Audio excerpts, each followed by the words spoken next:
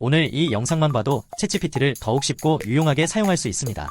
그동안 챗GPT를 사용하실 때 질문을 한 두 문장으로 하시거나 질문을 자세하게 하지 않으신 분들이 계실 겁니다. 혹은 챗GPT가 모르는 정보를 가져와 물어봤는데 답답한 답변을 받은 적도 있으실 겁니다. 이 모든 행위는 챗GPT를 모르고 사용해서 벌어진 일입니다. 오늘 알려드리는 꿀팁을 기억해두었다가 사용한다면 챗GPT를 더욱 고급지고 유용하게 쓸 수 있습니다.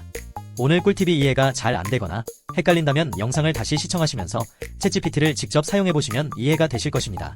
그럼 시작하겠습니다. 첫 번째는 챗GPT에게 자세하게 질문하는 것입니다. 가령 우리가 속이 안 좋을 때 이렇게 질문합니다. 나 속이 안 좋은데 속이 안 좋을 때는 어떻게 하면 좋을까? 이렇게 말입니다. 이렇게 하면 챗GPT는 자기 스스로가 판단을 내려서 정보를 추려 제공하게 됩니다. 우리가 원하는 게 어떤 약을 먹어야 하는 건지, 아니면 손을 따야 하는 건지, 그것도 아니면 운동이 필요한 것인지 챗GPT가 알아서 판단하는 것입니다. 그래서 원하지 않는 답변이 나올 가능성이 높아지게 됩니다. 이렇게 답변이 여러 갈래로 나눠질 경우에는 우리가 질문할 때 자세하게 질문해야 합니다. 내가 지금 속이 안 좋아.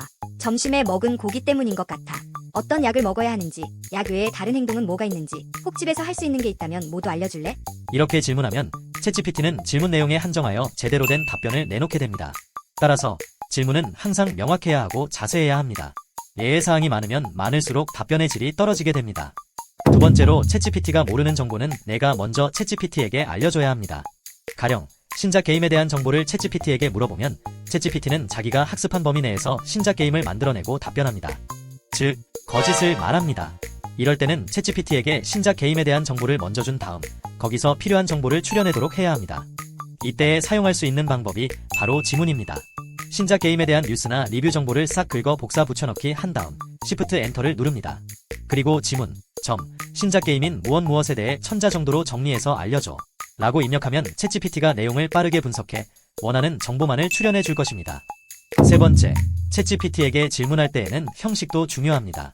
가령 내가 PPT 자료로서 답변을 받고 싶을 때는 질문할 때 PPT 준비 중이라고 말하면 그것을 캐치하여 답변을 만들어줍니다. 이어 여기에 PPT 대본이 필요하다고 질문을 붙이면 챗GPT가 위에서 답변한 내용을 토대로 PPT 대본을 작성합니다. 예를 들자면 내가 일상 속에서 사용하는 대기 전력에 대해 PPT를 만들어야 한다고 PPT 슬라이드 수는 15개이고 그 슬라이드는 출처 슬라이드라고 질문해봅시다. 그러면 첫 번째부터 14번째 슬라이드까지 챗GPT가 내용을 만들어줍니다. 이제 챗GPT에게 슬라이드마다 대본을 2문장에서 3문장까지 만들어달라고 부탁해봅시다. 그러면 챗GPT는 자기가 답변한 내용을 토대로 대본을 슬라이드마다 만들어줍니다. 이런 식으로 목적을 챗GPT에게 명확하게 인식하게 하면 챗GPT는 목적 안에서만 작동하기 때문에 더욱 명확한 자료 생성이 가능합니다. 마지막으로 질문을 할 때는 하나의 통합된 주제로만 하는 것이 좋습니다. 챗GPT는 이전에 질문한 것을 토대로 다음 질문을 생성하는 시스템이 있기 때문입니다. 완전히 딴판의 이야기를 하는 게 아니라면 대부분의 이야기에서 이전의 질문이 영향을 주기 때문에 답변의 품질이 떨어집니다. 따라서 내가 새로운 주제로 챗GPT와 대화하고 싶다면 지금 챗GPT와 대화하는 채팅방에서 빠져나와 메인으로 돌아온 후 메인에서 새로운 주제로 챗GPT에게 물어보는 것이 챗GPT에게 더욱 정확하고 깔끔한 답변을 받을 수 있습니다.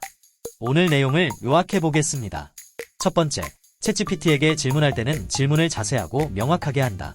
두 번째, 챗GPT가 모르는 정보는 내가 정보를 주면서 그 속에 지문이라는 단서를 넣어 챗GPT에게 질문한다.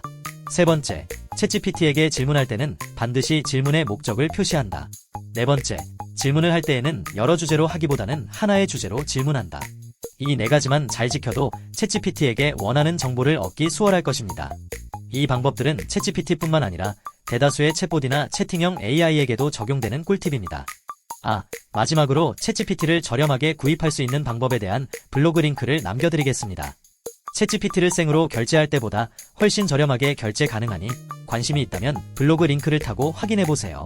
오늘 영상이 도움이 되셨다면 구독, 좋아요 한 번씩 부탁드립니다. 영상 시청해주셔서 감사합니다.